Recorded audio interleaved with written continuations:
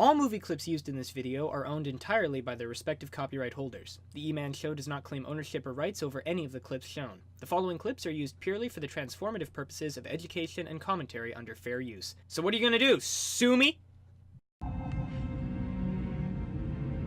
Too little short for a stormtrooper? Huh? Aren't you a little fat to be a stormtrooper? Well, stay here and rot, you stuck-up bitch. Parody. What the heck is it? Well, as I happen to be a professional film student, let me tell you all about it.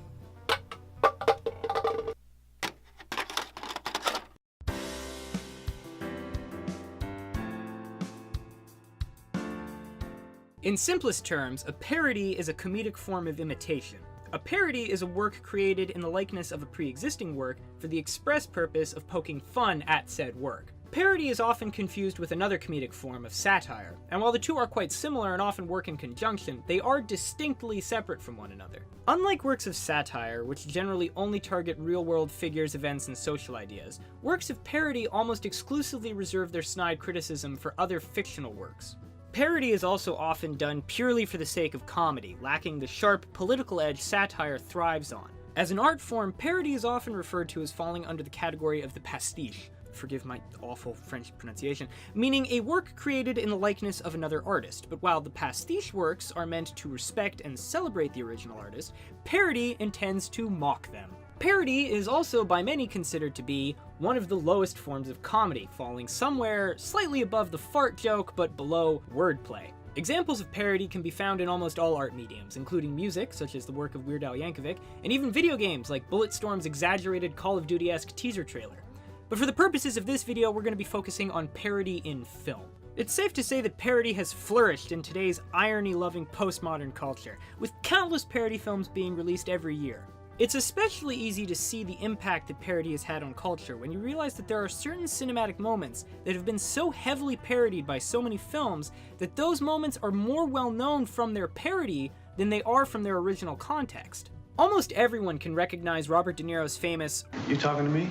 line from Taxi Driver, which has been parodied to death even if they've never seen the original film. Are you talking to me? Are you talking to me? There's no one else here. You must be talking to me. Hell, I own the collector's edition on Blu-ray and I've still never even seen Taxi Driver. But I still know the line. Also, I'm an absolutely terrible film student. Some parodies are made with just as big a budget as the original film they're trying to make fun of, while others embrace being as low budget as possible. The subgenre of sweeting, the idea of making a poor Swedish copy of a film, as originated in Jack Black's Be Kind Rewind, is the idea of making a parody as crappy as possible for maximum comedic effect. Damn it, man! He's picking his teeth with the American flag! We gotta do something! When making fun of another film or genre, parody commonly uses 6 techniques to create its comedy. The first is reiteration, which is the process of linking the parody to its source material, recreation of plot, scenes, film style, and the like. Oh my god, are you okay? The second is inversion, or the using of source material elements in an ironic way, giving them new and often opposite meanings. So everyone's a little bit racist, okay? Ethnic jokes might be uncouth, but you laugh because they're based on truth. Then comes misdirection, where the parody uses a convention from the source material to create an expectation in the audience, and then instead deliver a comedic punchline, often creating the opposite of said expectation. We're going to pull together, and we're going to find a way to get out of here. First, we're going to seal off this. Fourth is literalization, or a naive attitude toward the source material, which takes situations and lines to their most literal readings, often to nonsensical levels for comedic effect. Surely you can't be serious. I am serious. And don't call me Shirley. After that comes extraneous inclusion, which is when elements that do not belong in a scene are added to make the whole situation feel more bizarre. Hello?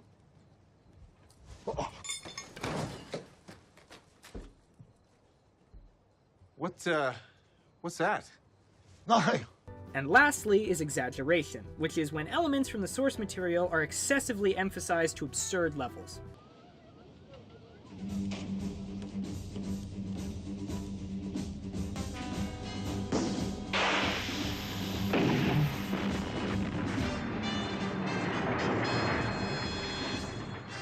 Parody can be found throughout film history, remaining popular in Hollywood since the 1930s, but it was after 1970 that it really hit its peak. During this time, the cultural climate and its broader political ideological implications were a big factor in the genre's growth, and helped form the modern parody that we all know and love today.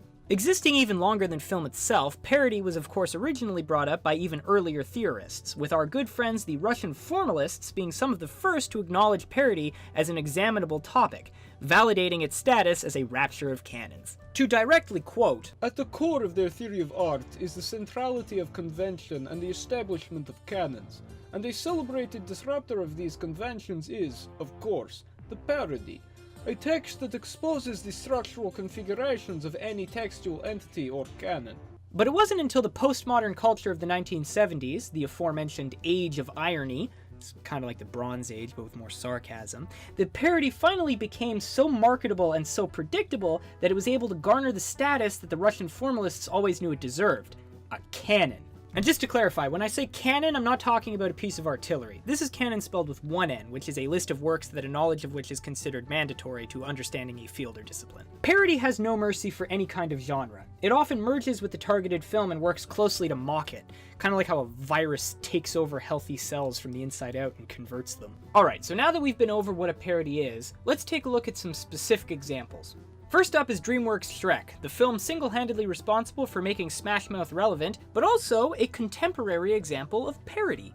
Although Shrek is mostly a parody of fairy tales, it also includes a range of subtle to extreme parodies of genres such as romance, action films, and even modern culture itself. In terms of the fairy tale, the entire film is a play on the well-known Disney model of fairy tales, where the hero saves the princess for the hope of a happily ever after. However, the characters featured in Shrek aren't quite as archetypal as the ones you might find in a Disney film. Take for example Shrek himself, the titular hero of the work. He's not trying to save Princess Fiona for a happily ever after, he's just doing a job for someone else so that he can get his swamp back. It's entirely done out of self-interest. This goes completely against the character archetype of the mythic hero that Jeff King writes about, but presents the audience with a much more realistic protagonist. To quote Dan Harris, it's this oscillation between similarity to and difference from the targeted genre that is responsible for how parody ensures its recontextualization of the genre that it is exemplifying.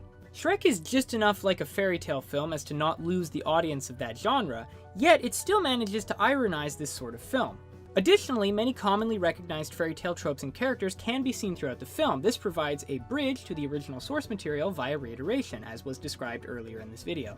Shrek also provides an example of inversion by having a princess character who is a master of karate. In this scene, the fairy tale characters are being auctioned off for money, which is an indication that they are not in a position of power or are subservient to the human mortals, which is breaking down the cliches of a typical fairy tale where the magical creature would have power over the humans or be idolized.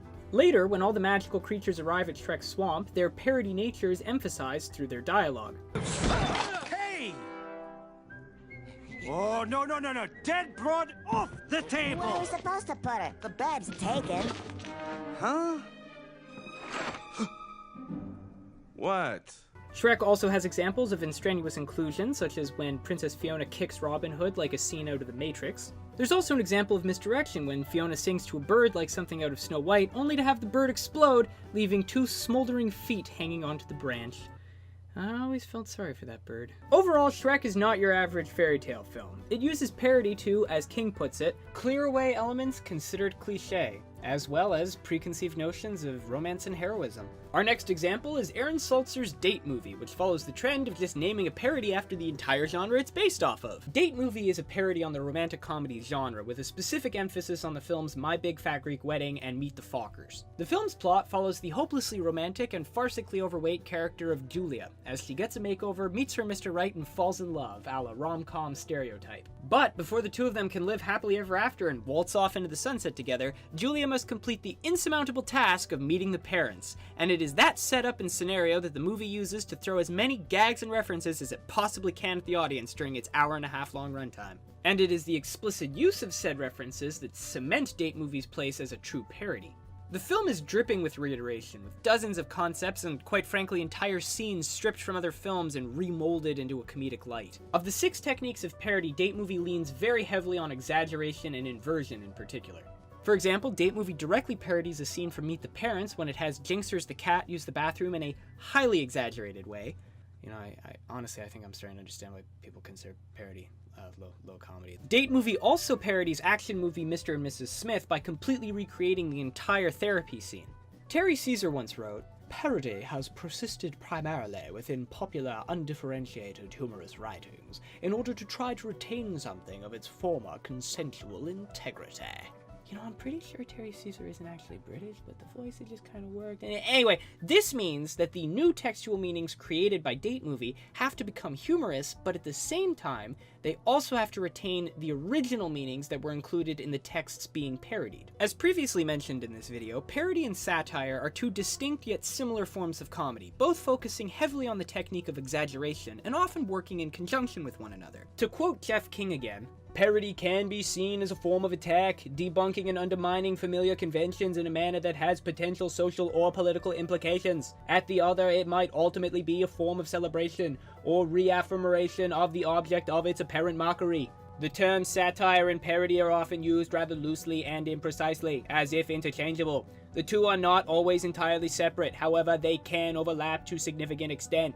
Satire can be achieved through parody." Along with Starship Troopers, Mel Brooks' Blazing Saddles is a beautiful example of parody and satire working in harmony with one another. Blazing Saddles parodies classic Hollywood spaghetti westerns by exaggerating tropes such as the bloodless violence and the scaredy cat townspeople. And through this parody, it also satirizes the Western mythos by mocking such things as racism and the stereotypes of the strong-jawed white cowboy and the evil, savage Native American. Ow! Oh! Ow! Have you ever seen such cruelty?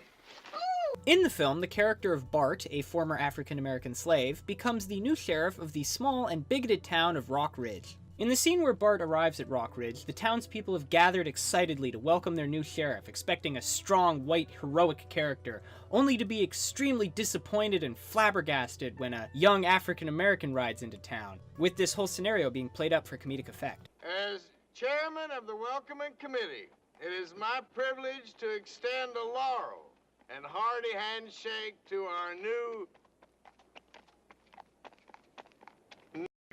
The film also plays up its comedy by characterizing most of the townspeople as not just racist, but also spectacularly stupid at the same time. The film also goes out of its way to mock and satirize the theft of Native American land at the hand of architects through the dialogue of Attorney General Hedley Lamar and the governor, played by Mel Brooks himself. "We would snatch 200,000 acres of Indian territory, which we have deemed unsafe for their use at this time. They're such children." Now, parody might come off as being mean-spirited. I mean, it is mocking its source material after all, but that's far from the truth. Parody is meant to be fun, and it's often done with a great deal of appreciation for its source material. Take, for example, Seth MacFarlane's The Orville. Not a direct parody of the original Star Trek per se, much more of an homage to it. But that doesn't mean from time to time it doesn't use techniques of parody to poke fun at its original source material. And it's not the writers trying to say the original Star Trek sucked, it's just writers having fun and telling jokes at the expense of source material that they truly love and enjoy. Cinephiles get a rush at discovering references and Easter eggs to other productions and films, and parody embraces that. It's one of the reasons I use parody so much in my videos. It's fun to make, and after all, don't we often make fun of stuff we love because we're comfortable with it and we appreciate it? While other genres like homage can be thought of as a gushy love letter to cinema, parody is much closer to a grade schooler, pulling on the pigtails of his classmate. Cruder and less refined to be sure, but it's still a sign of love nonetheless. Thanks for watching.